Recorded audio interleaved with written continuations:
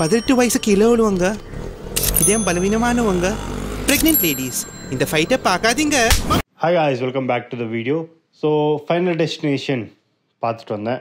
எப்படி இருக்குது படம்? நல்லா இருக்குது, ரொம்ப நல்லா இருக்குது. நான் முன்னாடி சொன்ன மாதிரி உங்களுக்கு இந்த கோர் பிடிக்காது, அதுக்கப்புறம் ப்ரூட்டல் டெத் சீன்ஸ் பிடிக்காது, இந்த மாதிரி விஷயம்லாம் உங்களுக்கு அன்ஈஸி பண்ணுது, இல்லை இந்த மாதிரி விஷயம் இந்த கான்செப்ட் எல்லாம் உங்களுக்கு பிடிக்காதுன்னா கண்டிப்பாக இந்த படத்தை போய் பார்க்காதீங்க. ரொம்ப இருக்குது இந்த படத்தில். அவங்க தே டோன்ட் ஷை அவே, அப்படின்னா லைக் அதை காட்டாமல் இவங்க இருக்கிறது இல்லை. அதுக்காக தான் இந்த படமே எடுத்தது. ஸோ அதை ஃபுல்லாகவே காட்டுறாங்க. ஒருத்தன் எப்படி சாப்பிட்றான்றதை ஃபுல்லாகவே காட்டுறாங்க. ரொம்ப ப்ரூட்டலாகவும் இருக்குது, ரொம்ப கோட்ஸமாகவும் இருக்குது, ரொம்ப பிளட்டியாகவும் இருக்குது. அதை மாதிரி பிடிக்காதுன்னா நீங்கள் இந்த படத்தை அவாய்ட் பண்ணுறது நல்லது. ஆனால் உங்களுக்கு அதெல்லாம் பிடிக்கும், இல்லை நீங்கள் அதெல்லாம் கண்டுக்கிறது இல்லைன்னா கண்டிப்பாக போய் படத்தை பாருங்கள். ரொம்ப நல்லா இருக்கு படம். ஓகே, இப்போது இந்த படத்தோட ரிவ்யூ பற்றி வரலாம். ஸோ ஃபைனல் டெஸ்டினேஷனோட கதை என்ன? இது மட்டும் இல்லை, இந்த படத்தை பற்றி மட்டும் இல்லை, எல்லா ஃபைனல் டெஸ்டினேஷனோட கதையும் ஒன்று தான். ஒரு குரூப் ஆஃப் பீப்புள் ரொம்ப கொடூரமாக எழுந்து போவாங்க. ஸோ இந்த ஃபைனல் டெஸ்டினேஷனோட கதை என்ன? இது மட்டும் இல்லை, இந்த ஃபைனல் டெஸ்டினேஷன் மட்டும் இல்லை, இதே மாதிரி எந்த ஃபைனல் டெஸ்டினேஷன் படத்தை எடுத்தாலும் ஒருத்தனுக்கோ ஒருத்திக்கோ ப்ரெமினிஷன் கிடைக்கும். அப்படின்னா முன்னாடி என்ன நடக்க போகுதுன்னு இப்பயே தெரிஞ்சிடும். முன்னாடி எப்படி யார் எங்கெங்க சாப்பிட்றா, எப்படி சாப்பிட போகிறாங்கன்றத ஒரு ஒரு ஆல்மோஸ்ட் அவ எக்ஸ்பீரியன்ஸே பண்ணுவான்னு வச்சுக்கோங்களேன். ஆல்மோஸ்ட் அந்த சீனை அவ எக்ஸ்பீரியன்ஸ் பண்ணுவா. அவ இறந்து போற வரைக்கும் அவ எக்ஸ்பீரியன்ஸ் பண்ணுவா. இந்த பாத் கண்டினியூ பண்ணா, இவங்க என்ன பண்ணிட்டு இருக்காங்களோ அதே கண்டினியூ பண்ணா இன்னும் கொஞ்ச நேரத்திலேயே எல்லாரும் இப்படிதான் இறந்து போவாங்கன்னு அவளுக்கு தெரிஞ்சிடும். அதனால என்ன பண்ணுவாங்கன்னா, அங்கிருந்து எல்லாரையும் ரெஸ்கியூ பண்ணிட்டு வெளியே கொண்டு வந்துடுவாங்க. ஆனா இவங்க என்ன பண்றாங்க, டெத் கிட்ட இருந்து தப்பிக்கிறாங்க. அதனால என்ன ஆகுது, டெத் இவங்களுக்காக வருது. ஒரு விதமா ஒருத்தங்களா இறந்து போறாங்க. அதுதான் எந்த ஃபைனல் டெஸ்டினேஷன் எடுத்தாலும் உங்களுக்கு அந்த கதை தான் இருக்கும். ஸோ நீங்கள் ஃபர்ஸ்ட் மூவி எடுத்தா, ஃபர்ஸ்ட் ஃபைனல் டெஸ்டினேஷன் எடுத்தா நான் நினைக்கிறேன் ஃப்ளைட்டில் நடக்கும். அவங்க ஒரு ட்ராவல் பண்ணுவாங்க, ஒரு இடத்துக்கு டூருக்கு போகலான்னு ட்ராவல் பண்ணுவாங்க. அங்கேருந்து ஒருத்தன் காப்பாற்றி எல்லாரையும் வெளியே கொண்டு வருவான். அப்புறம் அந்த ஃப்ளைட் வெடிச்சு போவோம். அண்ட் மற்றவங்களாம் ஒருத்தங்களா சாவ ஆரம்பிப்பாங்க. செகண்ட் மூவி எடுத்தீங்கன்னா ரோலர் கோஸ்டர்னு நினைக்கிறேன். தேர்ட் மூவியில் ஒரு பிரிட்ஜ் சீன் வரும். பிரிட்ஜு கொலாப்ஸ் ஆகி அப்புறமா எல்லாரும் சாவாங்க. அங்கேருந்து காப்பாற்றிட்டு அதுக்கப்புறம் திரும்பி அவங்க டெத்ஸ் எல்லாம் ஆகும். ஃபோர்த் மூவி தான் நினைக்கிறேன், ஃபோர்த் ஃபிஃப்த்ன்னு ஞாபகம் இல்லை, ஃபோர்த் மூவில நினைக்கிறேன் ஒரு ஹைவே சீன் வரும். என்னன்னா அந்த சீன் எந்த படத்துல வரன்னு கூட நிறைய பேருக்கு தெரியாது. ஆனா அந்த சீன் மட்டும் அப்படியே பதிஞ்சிருக்கும் மனசுல எல்லாருக்கும். என்ன அப்படி ஒரு ட்ரொமேட்டிக்கான சீன், எனக்கும் அது பதிஞ்சிருக்கு. இன்னும் நினைச்சா விவிட்டா வருது. ஓகே, இவன் மடத்தோட இதுல அடி வாங்கி தலை பொளந்து பின்னாடி போய் சாவான். இன்னொருத்தான் பைக்கை ஸ்கிட் பண்ணி போய் அங்க எரிஞ்சு சாவான். இன்னொருத்த கால் டம்பிள் ஆகி போய் சாவான். அதெல்லாம் இன்னும் எனக்கு விவிடா இருக்கு. ஏன்னா அவ்வளோ ட்ரொமேட்டிக்கா இருந்துச்சு அந்த சீன். இருக்கிற ஃபைனல் டெஸ்டினேஷன்லயே அதுதான் பெஸ்ட் ப்ரெமனிஷன் சீன். பெஸ்ட், ஓகே இப்படிதான் சாவ போறாங்கன்ற காட்டுற சீனே அதுதான் பெஸ்ட் ஒன். ஏன்னா அது இன்னும் அப்டேட் தங்கியிருக்கு என் மனசுல. எனிவே, இதுதான் கதை. ஃபைனல் டெஸ்டினேஷனோட கதையே இதுதான். இவங்க டெத் கிட்ட இருந்து எஸ்கேப் ஆவாங்க. அதுக்கப்புறம் டெத் இவங்களுக்காக வரும். இந்த படத்துல என்ன ஆகுதுன்னா, ஒரு லேடி 1980s நடக்குதுன்னு நினைக்கிறேன். ஒரு லேடி வந்து அவ ஃபியான்சே 2 பேரும் ஒரு ஐஃபில் டவர் மாதிரி இருக்கும் இல்லையா, அந்த மாதிரி வானத்துல இருக்க ஹோட்டலுக்கு போவாங்க, ரெஸ்டாரண்ட் போவாங்க. அப்பதான் ஓப்பன் ஆயிருக்கும். அவன் கூட சொல்லுவான் 5 மாசத்துக்கு முன்னாடியே பில்டிங் கட்டி முடிச்சிட்டாங்கன்னு. நல்லா பண்றீங்கடா, செனாக்காரன் பண்ணிருக்கான்னு நினைக்கிறேன். ஏன்னா அங்க போனவனே இவளுக்கு ஒரு விஷுவலைசேஷன் வருது. அந்த கிளாஸ் உடஞ்சி எல்லாரும் கீழே விழுற மாதிரி. இது ஃபர்ஸ்ட் சீன் தான். இந்த கிளாஸ் உடஞ்சி கீழே விழுற மாதிரி, அதுக்கப்புறம் ஏர் வெண்ட்ல இருந்து ஃபயர் வந்து எல்லாரும் எரியற மாதிரி ஒரு ப்ரெமனிஷன் வரும். இவ எல்லாரையும் காப்பாத்திட்டு வெளியே சேவ் பண்ணுவா. அதுக்கப்புறம் அங்க யார் யாரை சேவ் பண்ணாலோ அவங்க எல்லாரும் செத்துட்டே வருவாங்க. இது இவளுக்கு தெரிய வந்துட்டு அது இன்னும் கொஞ்சம் அந்த விஷயத்த இன்னும் கொஞ்சம் எக்ஸ்ப்ளோர் பண்ண பாப்பா. அது அப்புறம் தான் இவளுக்கு தெரியும், ஓகே டெத் எங்களுக்காக வருதுன்னு. அதனால இவ என்ன பண்ணுவா, இவளை சேஃப் கார்ட் பண்றது மட்டும் இல்லாம இவ பசங்களையும் சேஃப் கார்ட் பண்ணுவா. அதனால இவங்க பசங்களுக்கு இவளுக்கு பிடிக்காம போது அவங்க தனியா போயிடுறாங்க. அண்ட் இவ வந்து ஒரு கேபின், ஒரு வுட்ல லைக் எங்கேயோ அவுட் ஆஃப் நோவேர், லைக் எங்கன்னே தெரியாத ஒரு இடத்துல ஒரு கேபின்ல தங்குறா. அண்ட் இவ டெத் எப்படி எப்படி வரும், எங்க இருந்தெல்லாம் வரும், எதனால டெத் வரும், அப்புறமா என்னென்ன அப்படின்னா எப்படி சொல்றதுன்னா, இவளுக்கு முன்னாடியே ஒரு மாதிரி ஒரு சிக்ஸ்த் சென்ஸ் இல்லைன்னா ஸ்பைடி சென்ஸ்ன்னு அந்த மாதிரி இவளுக்கு முன்னாடியே தெரிஞ்சது. இப்போ ஜஸ்டிஸ் லீக்ல இவங்க பேட்மேன் இருக்காங்க இல்லையா, பேட்மேன் கிட்ட என்ன கேட்டிங்கன்னா கண்டின்ஜென்சி பிளான்ஸ்னு இருக்கும் இல்லையா. கண்டின்ஜென்சி பிளான்ஸ்னா இப்போ சூப்பர்மேன் ரோகா போயிட்டா, சூப்பர்மேன் வில்லன் ஆயிட்டா, அவனுக்கு கிரிப்டனை இன்ட்ரடியூஸ் பண்ணோம். அப்புறமா ஃபிளாஷ் வந்து வில்லன் ஆயிட்டா, அவனுக்கு ஐஸ் ரோட்ல நடக்க வைக்கணும், அப்பதான் பறந்துட்டு போவான்.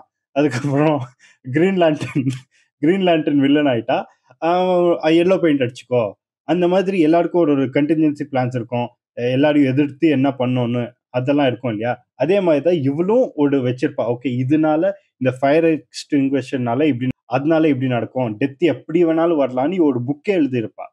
அப்படியெல்லாம் ப்ரிப்பேர் ஆகி வச்சிருப்பா. ஆனா என்ன, இது ரொம்ப அவங்க பசங்க மேல திணிக்கிறதுனால, இவள ஒரு சைக்கோ, மென்டல் நெனச்சு இவள தனியா வச்சுருவாங்க. இவள போய் தனியா எடுத்துப்பா. ஏன்னா, இவளுக்கு அப்புறம் தான் டெத்து அவங்க ஃபேமிலிக்கு எக்ஸ்டெண்ட் ஆகணும். ஏன்னா இந்த படத்துல இவ தப்பிச்சிடுறா இல்லையா? அந்த ஐஃபில் டவர்லேருந்து. இவளுக்கு 2 புள்ள இருக்கு. அது தப்பிச்சிட்ட பிறகு இவளுக்கு 2 புள்ளைங்க பொறக்குறாங்க. இந்த 2 புள்ளைங்க பின்ன அவங்களுக்கு அவங்களோட பசங்க. ஸோ இவ இந்த இந்த லேடி, இவளோட பசங்க, பின்ன இவளோட பசங்களோட பசங்க. ஸோ 3 ஜெனரேஷன்ஸ்ன்னு வச்சுக்கோங்களேன். 3 ஜெனரேஷனா 3 ஜெனரேஷனுக்கும் டெத் வருது. என்னன்னா இந்த கான்செப்ட்ல என்னன்னா, நீ டெத் கிட்ட இருந்து தப்பிக்கவே முடியாது. நீ நெனச்சாலும் தப்பிக்க முடியாது. ஸோ ஒரு பாயிண்ட்ல நீ டெத் கிட்ட இருந்து எஸ்கேப் ஆயிட்டன்னா, வேற ஒரு பாயிண்ட்ல வேற விதமா உனக்கு டெத் வந்தே வரும். எப்படின்னா, ஒருத்தங்களுக்கு அப்புறம் தான் இன்னொருத்தங்க. அந்த மாதிரி ஒரு கான்செப்ட்ல டெத் வரும். இது படம் பார்த்தா உங்களுக்கு புரியும். ஸோ எப்படின்னா லைக் இந்த பாட்டிக்கு வரும். அதுக்கப்புறம் அவளோட பசங்களுக்கு வரும். அவங்களோட பசங்கள்ல யாரு மூத்தவனோ அவனுக்கு வரும் ஃபர்ஸ்ட்டு. ஏதோ சொத்து மாரி பேசுறேன் நானு. பட் ஆனா அப்படிதான் இந்த இதுல டெத் வருது. ஸோ அப்படி இருக்கிறதுனால இவ ஒரு புக்கே எழுதி வச்சிருக்கா. அது அதுபடி அண்ட் இவ ஒரு சேஃபான இடத்துல இவளுக்கு அப்புறம் தான் இவளோட பசங்களுக்கெல்லாம் இம்பாக்ட் ஆகும்னு இவ ஒரு சேஃபான இடத்துல இருக்கா. அப்புறம் என்ன ஆகுது? ஸோ நான் சொன்னபடி இவளுக்கு மட்டும் இல்ல, இவ ஃபேமிலிக்கே எதுக்கு வருதுன்னா டெத்து. ஏன்னா இவ உயிரோட இருக்கிறதுனால தான், இவ அந்த டெத் கிட்ட இருந்து தப்பிச்சதுனால தான் இவளோட ஃபேமிலியே உருவாச்சு. ஆக்சுவலி இந்த டைம் லைன்ல சரி ஓகே. இந்த டைம் லைன்ல இவ ஃபேமிலியே இருக்கக்கூடாது. ஆனா இருக்கு. எதுக்கு இவ அங்கருந்து தப்பிச்சா? அவ அங்கருந்து தப்பிச்சதுனால இவளுக்கு ஒரு பசங்கன்னு உருவாச்சு. இவளோட பசங்களுக்கு ஒரு பசங்கன்னு உருவாச்சு. அவங்கலாம் இருக்கவே கூடாதா இருந்துச்சு. ஆனா இவ தப்பிச்சதுனால அவங்க எல்லாரும் இருக்காங்க. ஸோ அவங்களையும் கொல்ல வருது டெத். இதான் இந்த படத்தோட கதை. இவங்க இந்த டெத் கிட்ட இருந்து தப்பிச்சாங்களா? இல்ல எப்படி தப்பிச்சாங்க? இவ இந்த பாட்டி எஸ்கேப் ஆனாளா? இவளோட பசங்க எஸ்கேப் ஆனாங்களா? இவளோட பேர பசங்க எஸ்கேப் ஆனாங்களா? இதான் இந்த படத்தோட கதை. பிரீஃபா சொல்லணும்னா இதான் இந்த படத்தோட கதை. ஆனா இந்த படத்துல 2 இன்ட்ரஸ்டிங்கான விஷயம் இருக்கு. 2வது இன்ட்ரஸ்டிங்கான விஷயம் அந்த டெத்ஸ். சரியா? ஃபர்ஸ்ட் இன்ட்ரஸ்டிங்கான விஷயம் எனக்கு புடிச்ச விஷயமே இந்த படத்துல even though it is கோர்சம் and எனக்கு அவங்க தப்பிக்கணும், இந்த ஃபேமிலி தப்பிக்கணும்னு நான் நெனச்சாலும், ஆனாலும் எப்படி சாவாங்க? அது ஒரு கியூரியாசிட்டி இருக்கும் இல்லையா? இது இந்த படம் பார்த்திருப்பீங்கன்னு நெனைக்கிறேன் எல்லாரும். நம்ம கமல் சார்து அபூர்வ சகோதரர்கள். அந்த படம் பார்த்திருக்கீங்களா எல்லாரும்? அதுல ஒரு சீன் இருக்கும் இல்லையா? சர்க்கஸ்ல ஒரு வில்லன வச்சிருப்பாங்க. அப்பு வந்து. அவங்க ஒரு இடத்துல மார்க் பண்ணி நிக்க சொல்லுவாங்க. அவன் அங்க நிப்பான். ஒரு பால் எடுத்து இப்படி உருட்டி விடுவாங்க. அந்த பால் சுத்தி சுத்தி போயி ஒரு ஒரு விஷயத்த அடிக்கும். அதுக்கப்புறம் அந்த இன்னொரு விஷயம் அடிக்கும். அது வந்து ஒரு ஹேமர் அடிக்கும். அந்த ஹேமர் கீழ விழுந்து இன்னொரு விஷயத்த அடிக்கும். ஒரு ஃபேன் திரும்பும். அப்படி போயிட்டே இருக்கும் இல்லையா? ஒரு டாமினோ எஃபெக்ட் மாதிரி. அந்த மாதிரி தான் இந்த படத்துலயும். ஒரு காயின் வந்து ஒரு இடத்துல மாட்டிக்கும். அந்த காயின்னால ஒரு ஃபேன் ஒர்க் ஆவாது. அந்த ஃபேன் ஒர்க் ஆகாததுனால உங்களுக்கு வென்ட் சரியா ஒர்க் ஆவாது. வென்ட் சரியா ஒர்க் ஆகாததுனால கேஸ் வெளிய போவாது அண்ட் உள்ள லீக் ஆகும். அந்த கேஸ் லீக் ஆகுறதுனால இன்னொரு விஷயம் நடக்கும். அந்த மாதிரி டாமினோ எஃபெக்ட் ஒண்ணுக்கு அப்புறம் ஒண்ணு, ஒண்ணுக்கு அப்புறம் ஒண்ணுன்னு. அண்ட் இன்னொரு விஷயம் என்னன்னா, இந்த ஃபேமிலி உங்களுக்கு தப்பிக்கணும்னு ஆசையா இருக்கும். அட் த சேம் டைம் ஏதோ ஒரு விஷயம் ஸ்டார்ட் ஆயிடும். சரியா? ஒரு விஷயம் ஸ்டார்ட் ஆகுறத காட்டுவாங்க. அது ஸ்டார்ட் ஆனோனே உங்களுக்கு தெரியும். ஓகே இது எங்கேயோ போய் முடியுது. எவனோ சாவ போறான் இதனால. எப்படி சாவ போறான்? அதுவும் பார்க்கறதுக்கு இருக்கும். அண்ட் எவனோ சாவ போறான்னு தெரியும் உங்களுக்கு. ஆனா, அது எப்படி நடக்கும்? அந்த டெத் எதுனால வரும்? அது வேற உட்கார்ந்து நீங்க கெஸ் பண்ணிட்டுருப்பீங்க. ஓகே இங்க ஒண்ணு இருக்கே, இங்க ஒரு ஷார்ப் ஆப்ஜெக்ட் இருக்கே இதனாலயா? இந்த கத்தினாலயா? இல்ல இந்த கிளாஸ் பீஸ்னாலயா? இல்ல அந்த அ லேண்ட் பண்ணுவாங்கல்ல, கிராஸ் கட் பண்ணுவாங்கல்ல அதனாலயா? அந்த மாதிரி ஒரு ஒரு கெஸ்ஸிங் கேம் மாதிரியே இருக்கும் ஆல்மோஸ்ட் இது.